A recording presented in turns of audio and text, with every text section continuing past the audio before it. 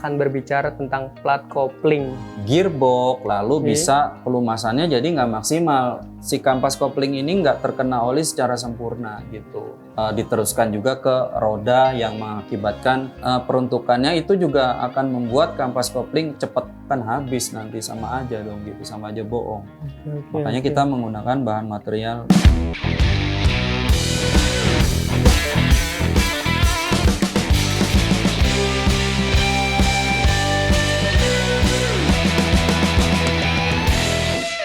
Halo Sobat NPP, kembali lagi di podcast NPP Talk. Tentunya podcast yang selalu memberikan informasi dan juga pengetahuan kepada Sobat NPP yang menonton channel ini. Nah, di samping saya sudah bersama dengan Mas Heri. Yang mungkin Sobat NPP yang menonton channel ini sudah tidak asing lagi dengan Mas Heri. Oke, kita sapa aja langsung Mas Heri Purwanto. Halo Mas Heri Purwanto. Halo Mas Andi. Halo, sehat ya Mas Heri ya? Sehat. Oke. Bosen kan nih sama saya? Lumayan nih, lumayan.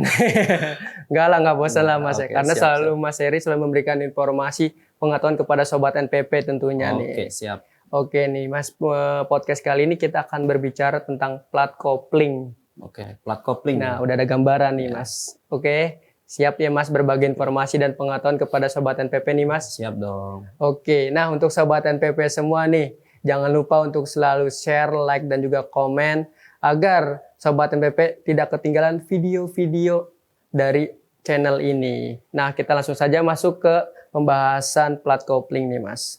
Berbicara tentang plat kopling ya Mas, yang Andi tahu tuh plat kopling peranannya sangat penting ya Mas di motor ya Mas. Sebenarnya apa sih prinsip ataupun fungsi dari plat kopling itu sendiri Mas? Kalau ditanya soal prinsipnya atau cara kerja ya, itu bisa Betul. dikatakan sama prinsip dan cara kerjanya. Dari kopling tuh memutus dan menghubungkan tenaga yang didapat dari putaran mesin ke transmisi. Transmisi. Jadi Oke. fungsi dari kopling itu ya memutus dan menghubungkan, juga menyalurkan gitu. Memutus, menghubungkan, menyalurkan. Iya, ke Oke. dari mesin ke transmisi. Transmisi itu ya bisa ke bagian gearbox, lalu bisa diteruskan juga ke roda yang mengakibatkan kendaraan itu bisa bergerak. Oke. Nah, kalau plat kopling itu yang Andi tahu juga kan bisa habis ya Masnya. Ya. Nah, apa sih Mas efek yang ditimbulkan ataupun apa yang terjadi jika plat kopling motor kita tuh habis Mas? Betul. Jadi plat kopling itu pasti akan habis gitu. Apalagi kalau penggunaannya tidak sesuai standar ya. Mungkin kadang-kadang kan orang tuh berbeda-beda gitu. Bahkan ada yang cara bawanya kasar gitu. Itu pun juga bisa menyebabkan usia kopling tuh cepat rusak dan habis cepat lah. melakukan penggantian gitu. Oke. Nah, ciri-cirinya Mas Andi ya, kalau efek pada plat kopling habis atau kampas kopling, itu yang pertama biasanya tuh tenaga langsung berkurang. Oke. Jadi itu sangat terasa sekali sih biasanya kalau pada bagian plat kopling ini mengalami keausan. Tenaga berkurang, terus juga power mesin itu juga turun dari power, bukan dari power ini ya, bukan dari power kompresi, tapi dari power tenaga yang dihasilkan. Oke. Nah, terus akselerasi juga lambat. Mau gas kita buka, kita tambah, tetap aja akselerasinya tuh pelan sekali gitu. Nah, itu ciri-ciri dari kampas kopling mulai haus. Habis nah, ya, gitu ya. Oke. yang berikutnya juga terjadi slip. Slip. Terjadi slip pada bisa terjadi juga ya. Terjadi slip pada putaran mesin. Jadi kita kadang kan berkendara itu nggak mungkin pelan ya. Benar. Kadang-kadang ya kita tambah, bahkan kita pada saat jalanan kosong, kita akan buka gas sepol-polnya. Nah, itu pun juga jika kampas koplingnya mengalami keausan juga akan berakibat pada slip yang dinamakan slip kopling ini. Jadi seakan-akan si kopling itu apa ya, muter di tempat gitu loh Mas Andi. Karena kan prinsip kerjanya si kopling ini dia akan bergesekan dan juga bergesekan dengan plat geseknya ya, plat besinya. Harusnya kalau dia tidak terjadi slip dia akan nempel terus. Tapi karena plat kopling ini mengalami keausan bidangnya ya dia akan licin seperti itu Mas Andi. Nah, terus yang berikutnya adalah pada penggunaan oli yang kurang tepat juga itu juga bisa mengakibatkan juga ke kopling itu ke sendiri. kopling. Jadi faktor-faktor itu biasanya yang sering terjadi pada kendala pada kopling seperti itu. Oke, berarti banyak juga ya Mas ya faktornya juga yang tadi Ya. disebutkan Mas Heri, efek yang ditimbulkan yang terjadi jika motor kita habis ya, termasuk ke oli, split tadi juga ya, Slip ya seperti slip. itu ya. Oke. Nah di sini Andi mau nanya nih pertanyaan berikutnya. Sebenarnya apa sih Mas penyebab dari plat kopling kita itu yang rusak ya? Kalau udah habis itu rusak kan Iya, jatuhnya Mas ya. Nah, betul. apa penyebab yang dari plat kopling itu rusak Mas? Ya, mungkin konteks rusak di sini adalah yang terjadi pada sepeda motor. Ya, plat kopling tersebut biasanya tuh sudah mulai mengalami keras Mas Andi pada bagian Keras, bidang kampas kopling itu sudah mengalami keras yang efeknya adalah ke tenaga tadi.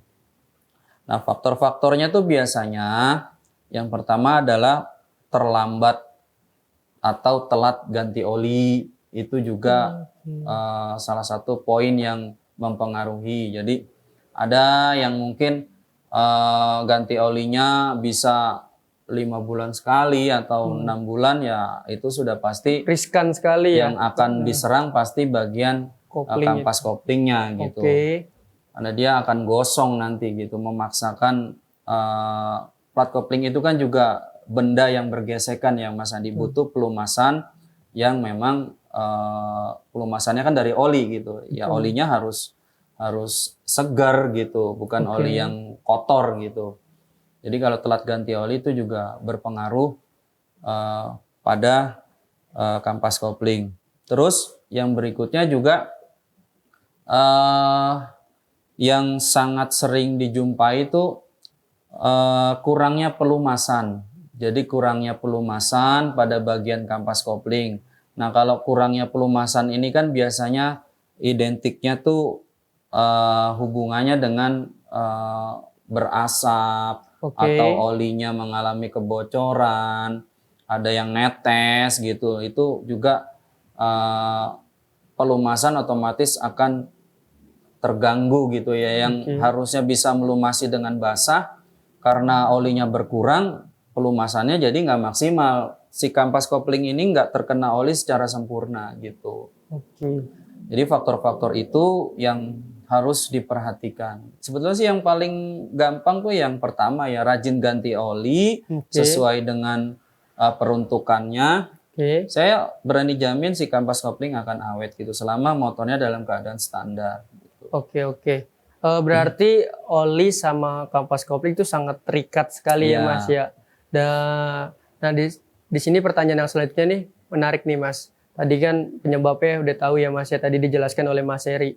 Ada nggak sih Mas tips merawat dari kampas kopling yang baik itu selain dari oli yang teratur yang tadi Mas? Mungkin ada lagi nggak Mas tips yang lainnya Mas? Mungkin boleh dibagi untuk Sobat NPP yang menonton channel ini Mas. Untuk merawat kampas kopling sebetulnya selain tadi ganti oli secara teratur, terus juga kita menggunakan oli yang pas ya atau yang cocok dengan kriteria motor kita. Yang berikutnya yang harus diperhatikan juga mungkin penyetelan stud kopling ya Mas Andi. Jadi stud kopling itu juga sangat berpengaruh dan berperan. Nah, stud kopling itu akan menentukan enak atau tidaknya motor kita saat kopling itu bekerja. gitu. Oke. Jadi saya bisa ilustrasikan stud itu satu setelan. Nah, misalkan Mas Andi punya motor kopling nih ya, punya motor kopling yang menggunakan kopling tangan. Nah, itu kan otomatis mau enak koplingnya seperti apa kan bisa diatur dari stud koplingnya itu. Oh, itu. Mau Oke, oke, oke. mainnya jaraknya dekat kah atau jauh kah, itu bisa disetel dari situ. Oke. Nah, begitu juga dengan motor yang menggunakan kopling otomatis itu pun juga bisa disetel Mas Andi pada bagian bak koplingnya. Itu pasti ada setelannya gitu. Gitu. Nah, Oke, oke. penyetelan stud kopling yang kurang tepat alias yang nggak sesuai dengan peruntukannya itu juga akan membuat kampas kopling cepat habis atau cepat aus atau cepat gosong Oke. gitu, yang berakibat pada akselerasi motor itu lambat dia akselerasinya. Nah, kalau sudah Oke. lambat ya pasti tenaganya kurang Kurang. enak dan kurang maksimal. Seperti itu. Berarti untuk tips merawatnya itu ganti oli teratur itu Ya, pasti. itu pasti wajib. Berarti sama setel stud Ya, kopling yang stud tadi itu ya kopling. Mas ya. Selama stud kopling nggak dirubah-rubah sih ya, selama stud koplingnya Sesuai peruntukan gitu. sesuai peruntukan nggak ada perubahan sih, nggak perlu disetel pun nggak apa-apa gitu. Oh, Cuman gitu, oke. biasanya kalau yang penggantian kampas sih umumnya sih pasti akan menyetel ulang gitu untuk mendapatkan Kenyamanan kali ya. enaknya bukaan kopling itu pasnya seperti apa Oke. bisa diatur dari stud kopling. Oke, nih Mas.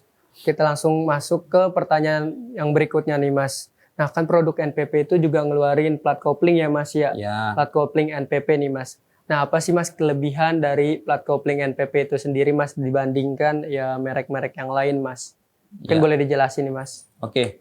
Jadi memang NPP sudah mengeluarkan kampas kopling ya Mas Andi. Jadi kemasannya tuh seperti ini. Ini kemasannya, ini kemasan baru kita Mas Andi gitu. Ada Dulunya bukan ini Mas. ya ada pita list merah di sini gitu. Oke. Di kemasan belakangnya pun juga sama. Nah, untuk kampas kopling NPP sebetulnya sih poin yang ingin saya sampaikan adalah pada proses pembuatan kampas kopling ini kan kampasnya ya Mas Andi ya, ini plat Oke. besinya. Nah, produksinya itu menggunakan bahan material non asbestos yang tujuannya agar daya cengkeramnya itu maksimal gitu. Oke, wah mantap. Memang kita menggunakan tipe yang non asbestos gitu agar si kampas kopling ini saat dia bergesekan dengan plat besinya itu mencengkram dengan kuat gitu. Tidak terjadi slip atau tidak terjadi cepat gosong gitu. Karena kan kalau bergesekan terus kalau bahan materialnya nggak bagus ya dia akan habis nanti, sama aja dong gitu, sama aja bohong. Makanya kita menggunakan bahan material non asbestos. Oke. Nih Mas, kan ini kan kemasan terbaru ya Mas Iya, ya. betul. Ini menarik nih Mas yang ada di kemasan terbaru. Ini ada kayak barcode nih Mas. Iya, betul. Ini mungkin boleh dijelasin Mas, apa sih fungsi dari barcode ini Mas Ya, di kemasan jadi baru memang ini, Mas? di hampir semua kemasan dari produk NPP kita ada barcode pada bagian kemasannya yang bisa di-scan, yang tujuannya adalah yang pertama untuk menjamin kualitas dan keaslian dari produk NPP ini Mas Andi. Oh, bisa kelihatan dari itu jadi, kualitas keaslian di betul, barangnya. keasliannya itu bisa terjamin dengan adanya scan barcode ini. Nah, yang kedua dengan men-scan barcode yang terdapat pada kemasan NPP, Sobat NPP tentunya akan mendapatkan keuntungan. Yang pertama akan mendapatkan poin. Ya, dari hasil penyekenan ini akan ada poin Mas Andi. Apa gitu. itu? Akan Gunanya ada poin apa tuh Mas? Poinnya itu nanti jika sudah terkumpul banyak Mas Andi, apalagi kalau sering menggunakan produk NPP ya, scan terus poinnya akan bertambah. Nah, tentunya dari poin semakin banyak kan juga otomatis dari NPP juga akan disediakan hadiah yang bisa ditukarkan dengan poin tersebut. Gitu Mas Andi. Dikumpulkan poin dapat hadiah juga Mas. Iya, ditukar dengan jika memang poinnya sudah cukup Oke. boleh ditukarkan dengan hadiah yang disediakan. Wah, Seperti mantap itu, Mas banget Andi. ini. Ini khusus di kemasan plat kopling aja atau di semua Hampir produk? semuanya Mas Andi. Semua produk Ya, NPP sudah ada ada. barcode-nya ya. Nah, luar biasa nih. Selain tadi penjelasan kelebihan plat kopling yaitu menggunakan bahan non asbestos, di sini juga jika sobat NPP menggunakan produk NPP tentunya bisa mendapatkan hadiah Iya. yang dimana melalui scan barcode yang tadi dijelaskan oleh Mas Heri itu. Betul. Oke, mantep banget nih Mas. Terima kasih nih Mas Heri atas informasinya dan juga pengetahuannya kepada sobat NPP yang menonton channel ini. Sampai jumpa di lain kesempatan. Salam otomotif.